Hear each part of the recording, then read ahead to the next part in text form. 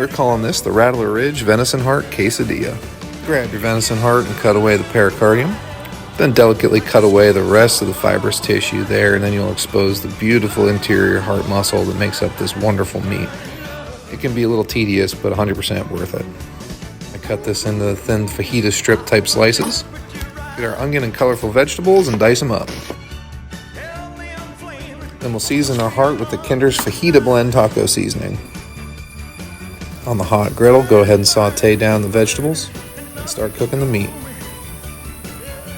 And I saw somebody use this Texas Roadhouse rattlesnake bite dip on a quesadilla, and I said, that sounds like a plan. So we'll also put on some pepper jack cheese, our meat and vegetables, some more cheese, and then sear it up. I'm sorry I missed the cut, but still, this was awesome. The meat tastes like any other venison steak, and it's a great way to utilize the whole animal. Live wild, friends.